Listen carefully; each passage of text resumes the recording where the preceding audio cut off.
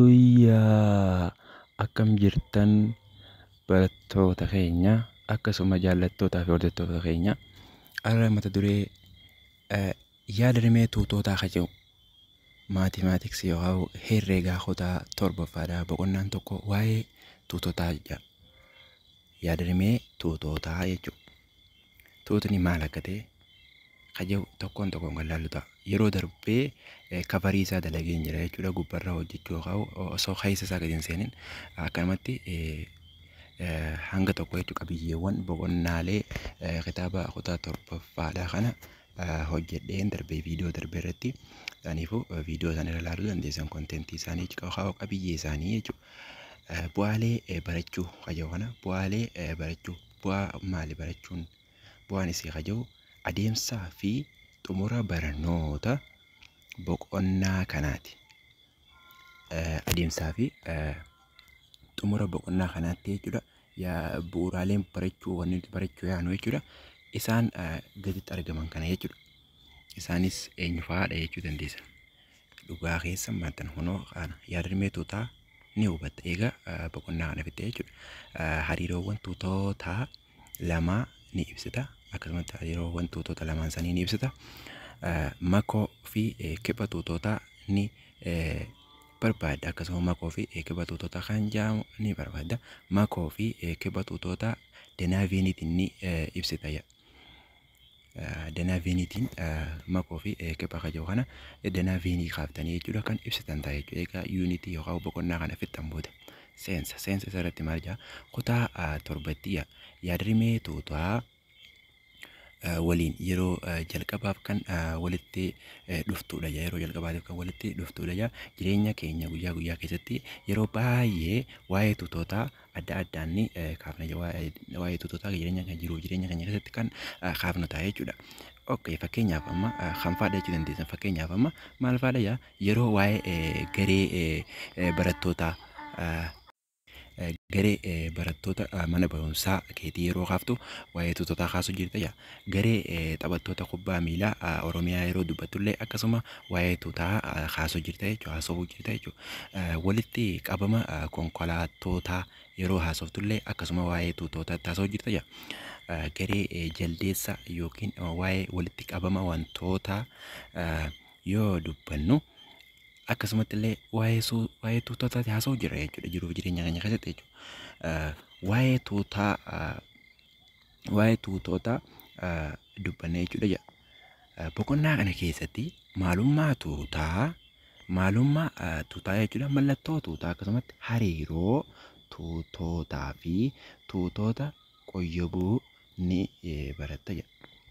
Fakkeenyaaf amma tuutota qoyyoboota afran ni beektan lakkoofsota aljebiraa jedhaniini lakkoofsa aljebiraa irratti ni beektan waa'ee qoyyoboota afranii jechuudha. Kun barattoota isiniif haariyaa miti. Kutaa gaditti barattanii jirtanii akkasumatti illee ni yaadattan jeen abdadha. Kanaafuu tuutnis akkuma aljebiraadhaa qoyyoboota qaba. Qoyyoboonni kunoo eenyu fa'aadha jechuu dandeessan. Kanaas kan laallu ta'a jechuudha tokkoon tokkoon. Saniifuu akka nu hordoftan afeerraa keenya jechuudha. Takka tuqaa takkatti wanni barachuu yaanu seensa tuutootaa kana jee mata duree kana keessatti yaada rimeewwan bu'uura tuutootaa, hiikaa tuutootaa, miseensa tuutootaa, tuuta dhaabbataa, tuuta fufaa fi tuuta duwwaa ni baratta. As keessatti mata duree takka tuqaa takka keessatti waa'ee maalii baratta? Hiikaa tuutaa. Maali hiikkaan isaa tuutni wanni ta'u? Miseensa jechuun maali? Tuuta dhaabbataa jechuun maali? Tuuta itti fufuu jechuun kami? Tuuta duwwaa jechuun maali jechuu qabu tokkoon tokkoon kan barattan ta'a. Dabalataanis tokkoon tokkoon mallattoolee kan tuutaa keessatti fayyadamuu fi akkaataa hojii irra oolmaa isaanii ni baratta. Mallattoolee tuutota keessa fayyadaman yookaan fayyadamnu akkamitti akka itti fayyadamnuu fi akkamitti akka isaan itti nu fayyadan kan addaan baastanii beektan ta'a jechuudha. Sekshinii yookaan muraa takka tuqaa takkaa tana jalatti. Hiikoo takka tuqaa takka barattoota hiikoo jecha jiru kana jalatti wanta ijoo takka isinii kaa kitaabni keessan yeroo hedduu jechuudha. Yeroo hundaas jechuu ni dandeenya. Yeroo hundaa hiikoo jecha jiru kana bakka hiikoo jettu tana gadi fageessanii ilaaluu dandeessan. Asirraa waa baruu dandeessan jechuudha. Herreega yeroo hojjettan hiikoon kun isinii galuu baannaan karaa shalagaa deemuu hin dandeessan jechuudha. Shalagni isinitti dukkana yoo kana hiikoo kana hin hubatin ta'e shalaga irra gaafa dheektan kanuma fakkeenya isinii kanname takkaawu kanuma asirratti wajjin daleegnu kana qofa isinii galuu danda'a malee ifi itti seentanii hojjechuudhaaf isin rakkisa. Maaliif jennaan hiikoo kana waan quba hin qabneef jechuudha. Yoo hiikoo kana hin beektan ta'e barattoota hiikoo tanarratti akka yaada keessaniin qabatanii bifa sirrii ta'een hubattanii sanboota karaa shalagaa darbuu qabdan. Kun dirqama barattoota. Saniifuu hiikoo tana akka laaftutti ilaalina barattoota. Kun waan akka laayyootti ilaalamu miti hiikoon akkuma maqaasaa jechuudha. Okay, haa eegallume tuuta jechuun jira. Tuuta jechuun maal jechuudha jee walitti qabama wantoota sirriitti ibsamaniiti. Agartanii ijoollee maal jedhee tuuta jechuun jee tuuta jechuun walitti qabama wantoota sirriiti. Wantoota sirriitti ibsamaniiti. Walitti qabama wantootaati qofa hin jenne walitti qabama wantoota sirriitti ibsamaniiti. Gartee maalee tuuta jechuun walitti qabama waan tokkooti jechuun hiika isaa gahaa miti jechuudha. Hiikni isaa gahaan tuuta jechuun walitti qabama wantoota sirriitti ibsamaniiti yookaan walitti qabama waan tokko innis kan sirriitti ibsameeti yookaan kan sirriitti ibsamuuti jechuudha. Wal hubannee barattoota yookaan wal hubannu ta'e itti fufna. Wantoonni tokkoon tokkoo tuuta keessatti argaman miseensota tuutichaa jedhamu jira. Wanti tuuta san keessatti argamu miseensa tuutotaati jedhama. Miseensa tuuticha isa sanii.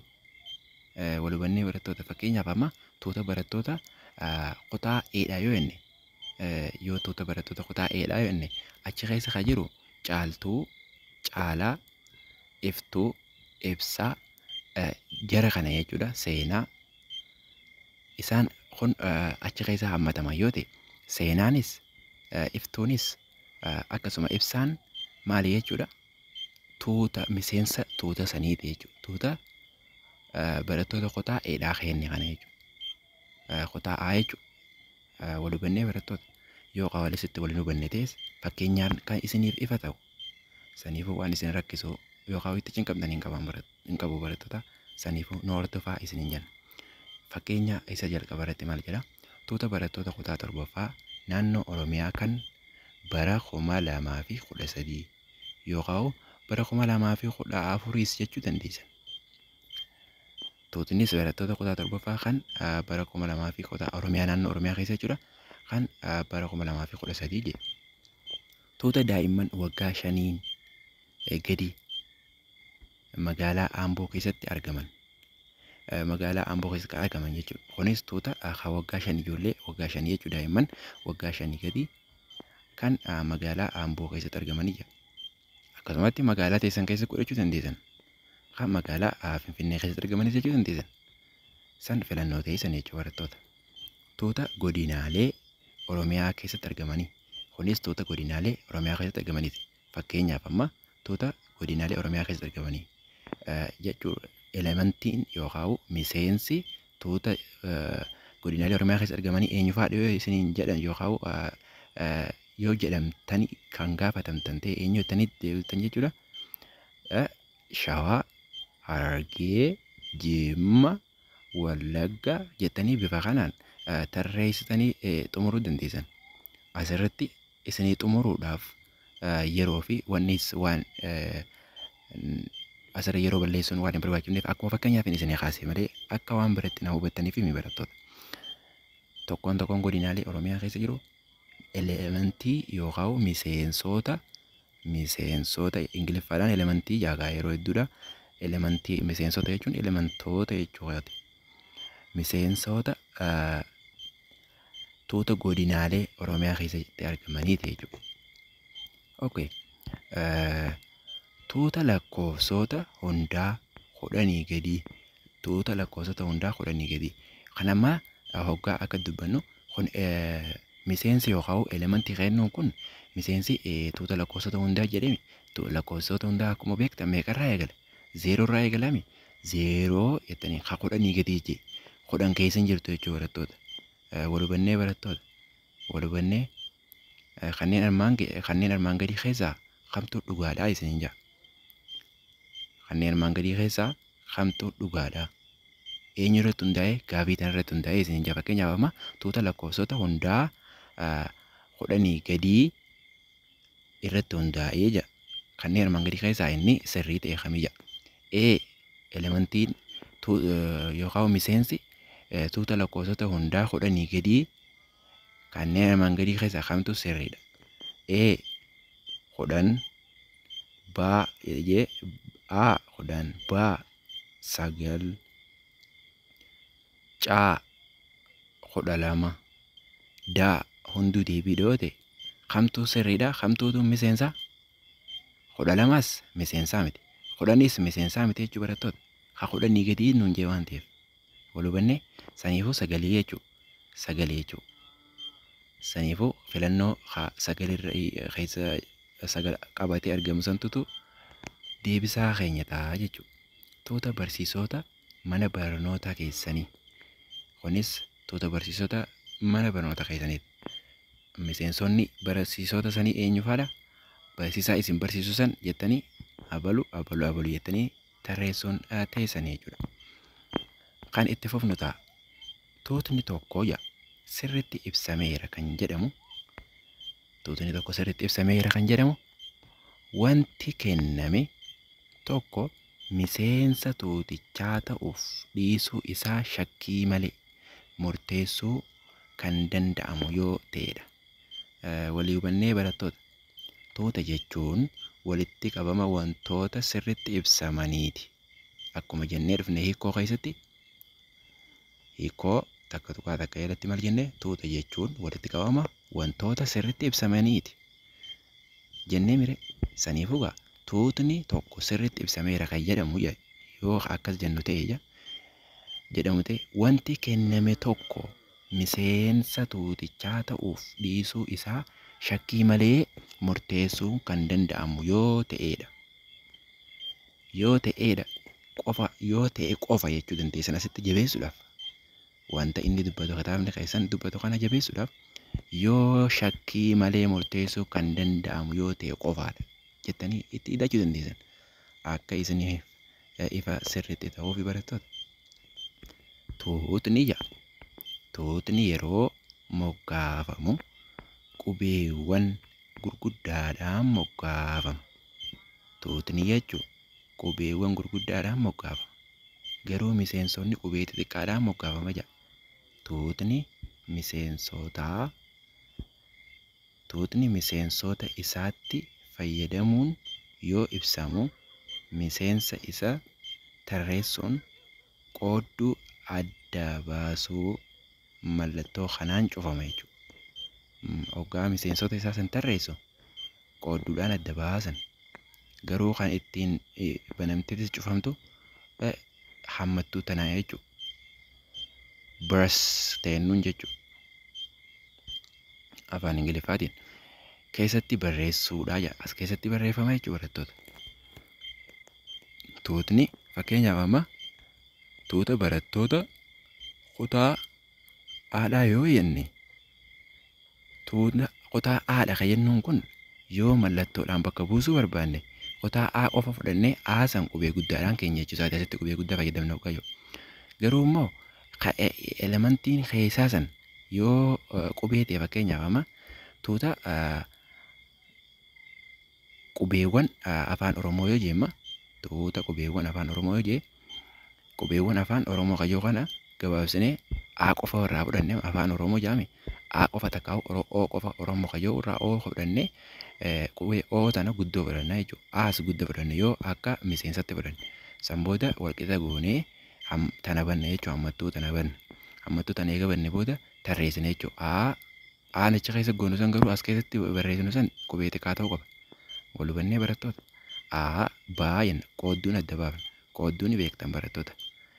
Saniifuu qoodduun ni beektan isin barattoota kutaa torbaati waan ta'eef. qoodduun adda baastanii ooftan jechuudha. A, ba, caa, daa jettanii itti fufuu agarsiisa. Yoo hunda xumurus isin feesisu yoo ta'es xumurtan ta'a jechuudha. Okay.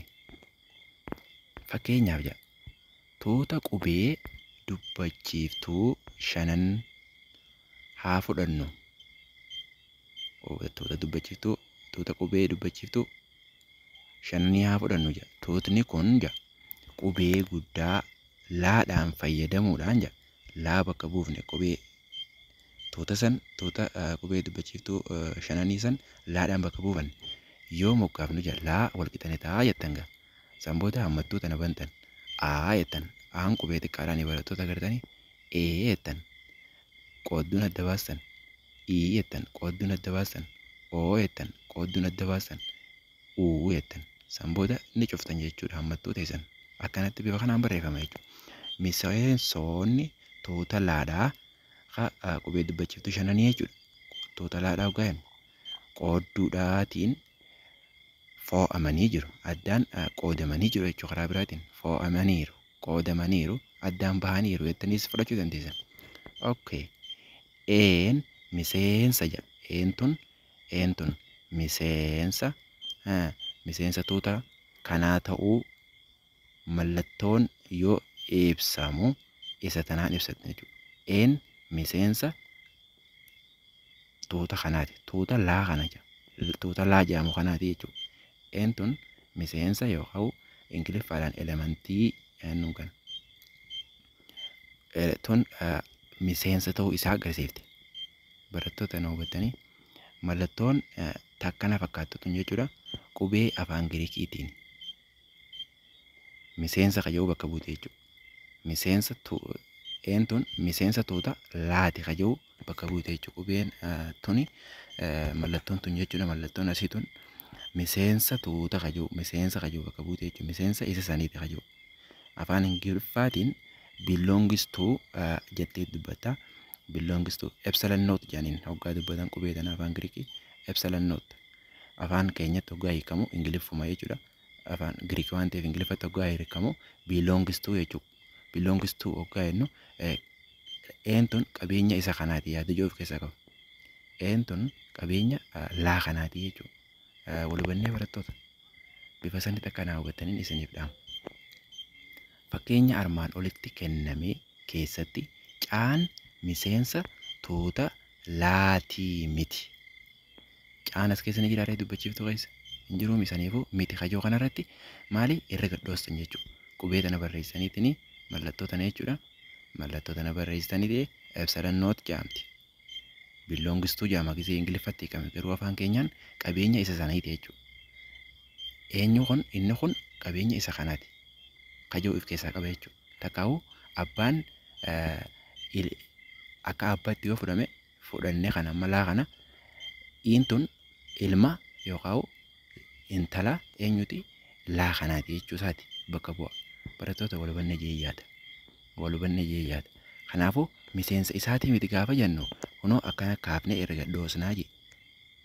Takkanaa tana gooneetini qubee tana barreessuudhaaf ammoo caa barreessitaniituma caa eega barreessitan booda gidduu achi dhooftan. Akkana fakkaatu bifa sanii wal isin barreessuudhaaf isin cinqanatti hin fakkaatu. Caa gisee barreessitan irra jidduu tana irra achi dhoostan. Bifa saniif isiniif fakkaata qubee tana barreessuudhaaf jechuudha. Yookaan mallattoo jedhamu jechuudha. Epsilon note jedhaniin afaan Giriikiin afaan Ingiliffatti yeroo deebifamu jechuudha. Belongistuu jechuudha afaan keenyaan akka qabeenya isa saniiti jechuudha. Isinii galee akkasii jedheen isiniif dhaama. Kana akka jabeessitanii qabattanii isiniif dhaama. Keessattuu hoggaa elementiin tuqaadhaan hoomaadhaan adda bahu qoodduudhaan jechuudha. Qoodduudhaan adda bahu qoodduu hoomaa afaan Ingiliffaatiin kan jennuun qoodduun adda ba'an. Qoodduudhaan adda ba'an. Elementoonni qoodduun adda ba'a. Elementoota ammaas qubee xixiqqishaadhaan goona. Wal hubannee barattoota. Wal hubannee garuu tuutni qubee guddaadhaan kunoo laa kana amma yoo laa xiqqaa gootan dhabdanii jirtan jechuudha. Tuutaa miti jechuudha yoo akkas gootan. Fakkeenya armaan olitti kenname keessatti caan miseensa tuutaa laa miti. Kun mallattoodhaan hoggaa ibsamu caan miti miseensa laa jechuudha. waliigallee barattoota. Miti miseensa laatii jechuudha. Inni miseensa laatii miti jechuudha. Yookaan ilma laatii miti jechuudha. Yookaan intala laatii miti jechuudha. Yookaan qabeenya laa kanaatii miti jechuudha. Walubanne jeeyyaadha. Kana jechuun caan miseensa tuuta laa miti jechuudha. Hoggaa akkanatti ragaddoossan jechuudha. Kana gaanii beektan barattoota kun isiniif haariyaa miti. Maaliif yoo jettan walqixa oogotanii gaafa ragaddoossan walqixaa miti jechuudha. Yookaan isin barbaachisu ta'es kan barreessa isin agarsiisu ta'a jechuudha asirratti barattoota. Kanaafuu waan isin rakkisu takka illee hin qabu nu hordofa. Amma fakkeenyaaf walqixa gootanii jechuudha. Walqixa gootanii akkatti gaafa ragaddoossan maali jechuudha walqixaa miti jechuudha. Kana jechuun walqixa yoo ta'e gaafa akkatti ragaddoossan garuu maali walqixaa miti jechuudha. Kunis caa gootaniitiin jee caa gootanii jidduu tanarra cidhoostan xiqqishoo wal ni fakkaata jechuudha. Asirratti gaanii jallatee fi malee qixa sirriitti yoo barreessitan ta'e ni fakkaata jechuudha. Walubannee jeeyyaata barattoota. Walubannee jeeyyaata. Haatti fufnuugaa.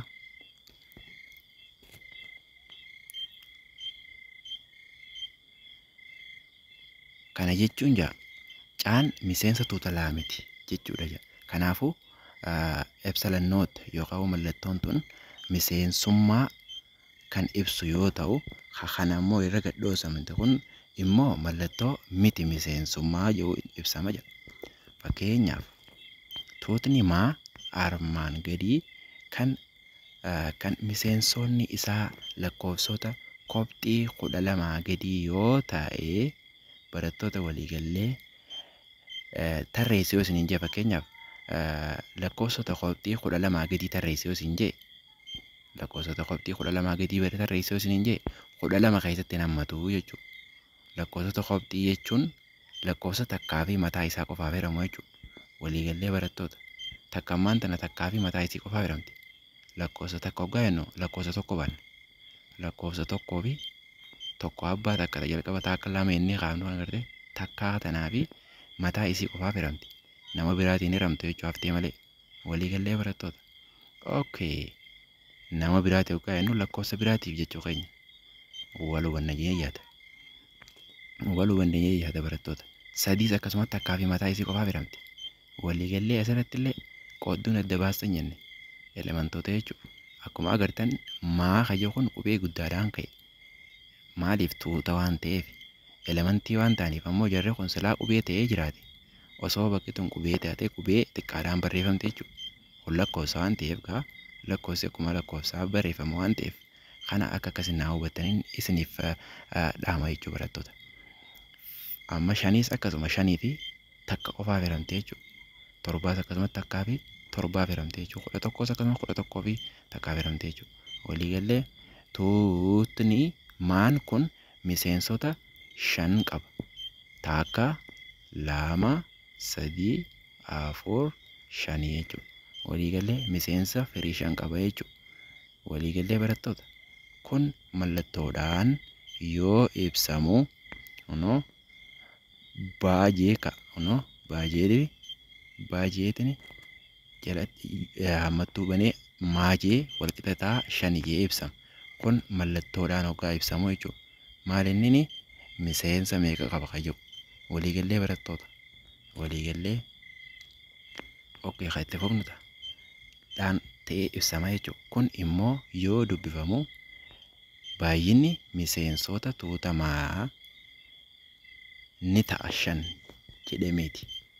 Baay'inni baan kun baay'ina kayyoo bakka bu'a baarraa irraa fudhatan. Baay'inni miseensota tuutaa baay'inni miseensota tuutaa kayyoo kanarraa ba'uma qofa fudhatanii jechuudha. Waliigallee barattoota. Baay'inni miseensota tuutaa maa jechuudha. Baay'inni miseensota tuutaa kayyoo kun qofa bakka bu'a jechuudha. Walubanne jeeyyaata. Kanaafuu gilgaala takka tuqaa takka kan eegallu ta'a jechuudha. Walitti qabama armaan gadii keessaa kan sirriitti ibsame kami? Maaliif ija?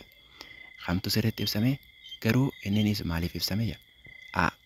Maal jaa tuuta lakkoofsota qabxii dhibbaa gadii jedha. Kunoo ibsamee jira. Lakkoofsota qabxii dhibbaa gadii ni jiranii? Ni jiran. Kanaafuu ibsamee jira jechuudha.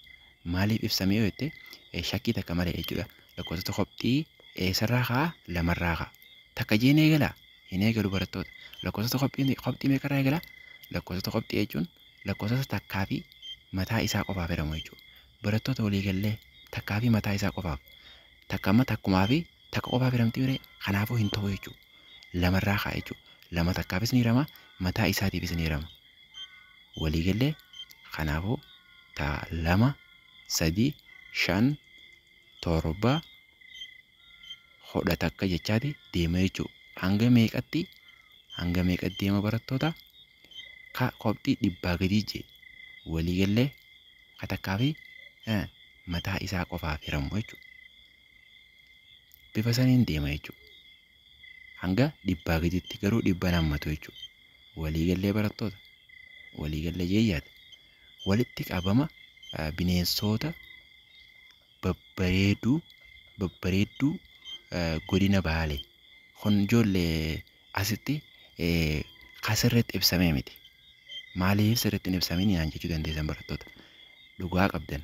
Maaliif babbareedoo kennu kun nama hundaafuu babbareeduu dhabuu danda'a. Waliigallee babbareeduu jechi jedhamu kun bareeduu jechuun bareedinni waan tokkoo maaliin ibsamaa yoo jettan safartuun isaa jiraare ni jira. Safartuun waan safartuun bareedinaa hin jiraanneef itti waliin gallu jechuudha. Kasiif bareedaadha, anaaf bareedaa ta'uu dhabuu danda'a. Anaaf bareedaadha, siif bareedaa ta'uu dhabuu danda'a. Saniifuu akkanatti qicoollatti hin ibsamin kanaan. Kanaan sirriitti hin ibsamne saniifuu tuutaa miti jechuudha. Barattoota babbareedoo daree kee keessaa jira. Kunis tuuta ta'uu hin danda'u. Maaliif tuuta jechuun akkuma hiikoota akka tuqaa takka keessa ilaallee walitti qabama wantoota sirriitti ibsamaniiti. Waliigallee wantoota sirriitti ibsamanii ta'uu jennu sirriitti ibsamanii ta'uu miseensa isa sanii keessatti jechuudha. Shakkii takka malee kan namni hunda birattuu ifatee tokko jechuudha. Sanii hoggaa sirriitti ibsaman jennu kana jechuudha. Barattoota babbareedoo daree kee keessaa hoggaa jedhu barattoota babbareedoo hoggaa jedhu maali wanni isaa? Maali safartuu qabaa babbareedoo hoggaa jedhu maaliin ibsamanii? Maaliin lakkaawaman? Jira safartuun bareedina hin jiru. Saniifuu nama hundaaf ifaa miti. Dubartiis bareedduu yoo ta'e fakkeenyaaf dubartoota babbareedoo yoo jenne anaaf dubartiin bareedduudha. Siif bareedduu dhabuu dandeessi. Bareedduu taate ta'uu dhabuu dandeessi. Siif bareedduudha anaaf bareedduu dhabuu dandeessi. Akkasuma dhiira babbareedoo kutaa kiyya keessaa yoon jedhe anaaf bareedaadha dhiirree jechuudha. Akkasuma dubartii an amma dubartii yoo ta'e yoon an dubartii ta'e jechuudha. An dubartii ta'e an dhiirti san kanaaf bareedu yoo ta'e dubartii isii biraatiif bareeduu dhabuu danda'a. Saniifuu itti walii hin galamu jechuudha. Waan shakkii qabu jechuudha. Saniifuu tuuta ta'uu hin danda'u. Sirriitti hin ibsamne waan ta'eef waliigallee barattoota daa'imman ja'a walitti qabama barattoota Oromiyaa keessaa kun tuuta ta'uu ni danda'a. Tuuta isa sirrii ta'uu danda'a. Maaliif ta'e yoo ta'an sirriitti ibsamee jira. Barattoota Oromiyaa keessaa walitti qabamni isaanii tuuta ta'uu ni danda'a waan ta'eef. Okay. Inni lammaffaan ja'a maal jedha? Bakka duwwaa armaan gadii keessatti mallattoo tana jechuudha. Yookaan ibsalannooti yookiin ibsalammooti yookaan tana jechuudha. Nooti miseensaa fi miti miseensaa tana barreessuun himicha dhugaa taasisi jedha. Himicha kana dhugaa taasisi jedha. Amma as keessatti taakka lama tana jechuudha. 2, 4, 6, 8, 6, 5 amma as keessa ni jirti. Miti miseensa jettaniin jechuudha. Tan barreessitan tana barreessitan asitti. Waliigallee aarratti. Maaliif barreessinaa yoo jettan 5 as keessa hin jirtu. Waan ta'eef jechuudha. Okay, 2 as jira. Caarratti jechuudha. Baarraa maan dhufan jechuu dandeessanii baarraa isa eegaluu rakkoota kan qabu. Okay. Kunoo 5, 10, 15, 20 jedha. As keessa 25 ni jira barattoota. Hin jiru. Silaa tuuta asii itti fofaa ta'e dhugaadhaan ni danda'ama ture. Tana barreessina elementiin tun miseensa 25 miseensa isa kanaati jechuu dandeenya. Silaa bakka kanatti tokko tokkoon jiraatte bakka 20 asii kanatti tokko tokkoon jiraatte 5 idaa deemaa jira waan ta'eef 25 as keessa jiraachuu dandeessi. Hayyoorraa toluu godhuu dandeenya. Saniifuu dhaabbataadha waan ta'eef asitti dhaabbate waan ta'eef 20 bira waan hin dabarreef jechuudha. Miti miseensa tana barreessitan jechuudha. Caadheenu 2 daash yaame tuuta lakkoofsa qophiiti. Ni danda'ama 2 jalqabni lakkoofsa qophiidhaa 2 irraa eegalaa uqa. Saniifuu tana barreessitan jechuudha asitti 2 miseensa tuuta lakkoofsa qophiitii jaama jechuudha. Tana barreessitan taasii tana jechuudha. Gaasii barreessitan 2 tuuta lakkoofsa qophiitii jechuu ni dandeessan jechuudha. Elementii jechuudha 2 miseensa tuuta lakkoofsa qophiitii jechuudha. Okay, daan maal jedhaa? 7 jedha. Gaafa asirraa takka 3 5 deemee hunda asitti deemee maal jechuudha 99 dhaabbate. Kun amma lakkoofsa maaliiti jechuudha? Lakkoofsa maangooti jechuudha. Lakkoofsa maangooti hoggaa jennu lakkoofsa 2f haftee malee hin hiramne jechuudha. Waliigallee barattoota. Waliigallee 2f haftee malee hin hiramne kana maal jenna? Lakkoofsa maangoo jennaan. Saniifuu 7 lakkoofsa maaliiti? Lakkoofsa maangooti jechuudha.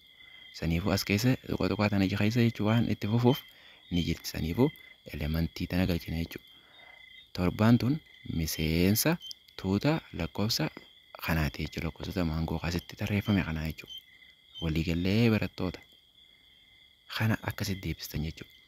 Amma gaa hunda dalaguu kiyya kana hoggaan an dalagaa yookaan hojjechaa jiru kana viidiyoo isinis stop gootanii jechuudha. Pause gootanii san booda eega fi yaaltan booda bantanii ilaaluu dandeessan. Akkanumatti kanumaan an dalagu kana qofa yookaan laaltan ta'e isinii garuu dhabuu danda'a barattoota. Saniifuu yaaluu qabdan jechuudha hojjechuu. Maaliif yoo jettan an qormaata isinii wajjin hin hojjedhu waan ta'eef qormaata isinumaa fi qormaata hojii jiraa mire saniifuu bifa saniin if qopheessuu qabdan barattoota. Gaafii sadaffaa maal jedha?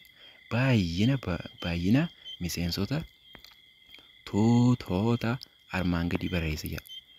Baay'ina isaanii jechuudha. Waliigallee barattoota. Tuuta lakkoofsota maangoo irra xiqqaa 20 hatee baay'ina isaanii barreessan jechuudha. Kanaas naa barreessanii akka komantii jalatti naa barreessanii isiniif akka hoomworkiidhaatti isinii haa ta'u akka hojii manatti jechuudha. Kanaas akkasumatti miseensa isiidhaa jechuudha. Baay'ina miseensota isiidhaa naa barreessanii komantii jalatti naaf ergitan ta'a. Achi jalatti deebisaan teessan sirrii miti yookaan sirriidha jee kan isinii deebisu ta'a. Isa yeroo barbaachisaa yoo ta'e jechuudha yookaan isin cinqu ta'e kan yeroo biraa itti deebinee hojjennu ta'a barattoota. Saniifuu akkana fakkaatutti gaafii lameen san akka hojii manatti akka hojjetaniin isiniif dhaama barattoota. Gaafiin afuraffaa maal jedha? Tuutni daan armaan gadii barattoota kutaa 7 mana barumsaa tokko sadarkaa 1ffaa hamma sadarkaa 2ffaa bahanii jechuudha agarsiisa jedha. Daan kun gaaddisee baay'isaa obsee jechuudha. Gaaddisee fayyisaa fi obsee jechuudha. Gaaddiseen 1ffaa baatee fayyisaan ammoo 2ffaa ba'ee obseen 3ffaa baatee jechuudha. Miseensonni irratti miseensonni tuuta kanaa eenyu fa'ii jedha. Miseensi isaan kanaa jechuudha. Gaaddisee fayyisaa fi obseedhaa jechuudha. Miseensi. Okay. Himni fayyisaan qabeenya daati jedhu dhugaadhaayi. Dhugaadha. Fayyisaan qabeenya maaliiti? Daa kanaati. Daan kun miseensa tuuta waan ta'eef. Gaaddisee fayyisaan ammoo maali? Miseensa. Daan tuutaa mire. Saniifuu kun miseensa jechuudha fayyisaan. Waliigallee barattoota. Himni caaltuun himni caaltuun miseensa daati jedhu dhugaadha ija soba. Maaliif soba ta'e? Caaltuun as keessa ni jira? Hin jiru. Saniifuu soba jechuudha. Okay. Himni jiituun miseensa daatii miti jedhu dhugaadha ija. Dhugaadha. Jiituun miseensa daatii miti jechuudha. Saniifuu as keessa jiituu waan hin jirreef jechuudha dhugaadha jechuudha. Okay. Barattoota tole gaa'ii takka tuqaa 2 gosoota tuutootaa kayyuu yeroo biraa tan itti deebinu ta'a jechuudha. Har'aaf nu ga'a barattoota. Saniifuu ammoo gaafii lameen isiniin jedhe miseensota isaanii baay'ina miseensota isaanii akkuma egzaampilii yookaan fakkeenya olii keessatti dalaguuf yaallee akkasumatti hojjechaa turre viidiyoo asiin geenye jechuudha. Baay'ina isaanii kan barreessitan ta'a. Achi keessatti immoo deebisaas kan isinii himu ta'a jechuudha. Komantii irratti deebisaa isaa kana jee kan isinii himu ta'a jechuudha. Saniifuu isinis yaaluu qabdan jechuudha. Maaliif jennaan gaa qormaata ani isinii wajjin hin hojjedhu waan ta'eef saniifuu qormaata isinii warri hojjetu saniifuu bifa saniin qopheessuu qabdan jechuudha. Ministiriin qormaanni kutaa 8ffaadha jechuudha. Kutaa 7 fi kutaa 8ffaa waan hammatuuf kutaa 7ffaa bifa kanaan adda taatanii warri kutaa 7 amma jiru akkasuma warri kutaa 7 irra darbee tana yaadachiisuudhaaf jedhee viidiyoo tanallee ilaaluu dandeessan ta'ee jechuudha. Haalaan yaalaa jechuudha. Yeroo hunda maatisiin yookaan herreegni yeroo hedduu irra deddeebi'ee yaalii barbaada. Saniifuu yaaltanii dogongortanii ilmi namaa hundinuu gaa'ii dogongora. Nuti waaqaa miti gaa'ii ilmi namaa dogongora. Saniifuu dogongora sanirraa barata waan ta'eef dogongoru malee ifatti hin bu'u jechuudha. Wanta gaarii hin hojjettu osoo hin dogongorin wanta gaariin takka siif tolchuu hin dandeessu jechuudha dogongora alatti. Saniifuu dogongora keessanirraa kan baratan ta'a. Saniifuu qixa sirrii ta'een akka yaaltanii komantii irratti naaf barreessaniin isiniif dhaama jechuudha barattoota. Kan ulfaatu ta'e yoo ta'e kan wajjin hojjennu ta'a jechuudha. Na beeksisan ta'a jechuudha komantii irratti. Kanaafuu muraata akka tuqaa lama gosoota tuutotaa kaja'u tokkoon kan yeroo dhuftu wajji ilaallotaa bal'inaanii obsa keessaniin jechuudha. Waan na dhaggeeffattaniif guddaa galatooma. Gaa yeroo hamma kana ga'u obsa qabaattanii nu dhaggeeffachuu keessaniif guddaa galatoomaadha. Akkaataa galata gaa itti isinii galchu hin beeku guddaa galatoomaa hundaafuu saniifuu jechuudha. Yeroo gaarii qabaadhaan afeerraa teenya.